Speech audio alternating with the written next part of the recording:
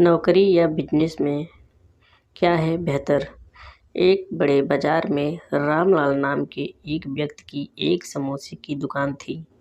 रामलाल बड़े सीधे और सरल स्वभाव के व्यक्ति थे। उनका एक बेटा था।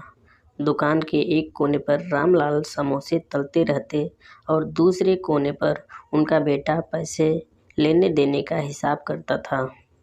दुकान के सामने एक बड़ी सॉफ्टवेयर कंपनी थी। दोपहर को जब लंच का समय होता तो कंपनी के लोग अक्सर रामलाल की दुकान पर समोसे खाने आते थे। एक दिन कंपनी के मैनेजर आलोक बाबू समोसे खाने आए। खाते खाते आलोक बाबू को कुछ मजाक सूझा और वो रामलाल से बोले, भाई समोसे तो आप बहुत बढ़िया बनाते हो और दुकान भी आपकी काफ़ी अच्छी चलती है, लेकिन तुम्हें नहीं लगता कि ये समोसे बेचकर तुम अपना कीमती समय खराब कर रहे हो? अगर थोड़ा और पढ़ लेते तो मेरी तरह कहीं मैनेजर होते और ऐशो आराम की ज़िंदगी जी रहे होते। रामलाल बेचारा सरल स्वभाव का आदमी था। वो बोला, साहब, आपके और मेरे इस काम में बड़ा फ़र्क है। आपको याद होगा, आज से करीब 8 साल पहले आप इस कंपनी में एक जूनियर पद पर आए थे। उन दिनों आपकी पगार 15,000 रुपये महीना थी।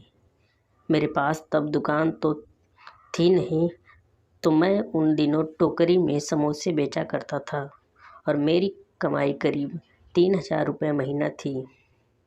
आज 8 साल बाद आप मैनेजर बन गए और आपकी पगार 50,000 है। मेरी अब अपनी दुकान है और मेरी कमाई है 2 लाख महीना। लेकिन चलिए, पैसा ही सब कुछ नहीं होता। आपने अपने जीवन में जो मेहनत की है वो आपके बेटे के काम नहीं आएगी, वो आपके मालिक के बच्चों के काम आएगी। जब मेरा बेटा बड़ा होगा तो वो मेरी दुकान को संभालेगा और उसे कोई संघर्ष नहीं करना पड़ेगा। मैंने मेहनत करके अपनी दुकान को बड़ा बनाया है और ये सब मेरे बेटे को मिलेगा। वो आराम से मेरा बिजनेस आगे बढ़ाएगा। लेकिन आप तो अपने बेटे को सीधा मैनेजर के पद पर नहीं बिठा सकते, लेकिन आपके बेटे को तो फिर से वही जूनियर पद से मेहनत करनी पड़ेगी जो आपने की है।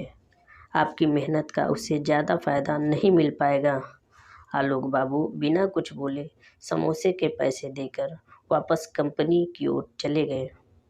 अगर यह कहानी आपको पसंद आई हो और आप इस चैनल पे नए हो तो इस चैनल को लाइक करें, शेयर करें और सब्सक्राइब करना न भूलें। धन्यवाद।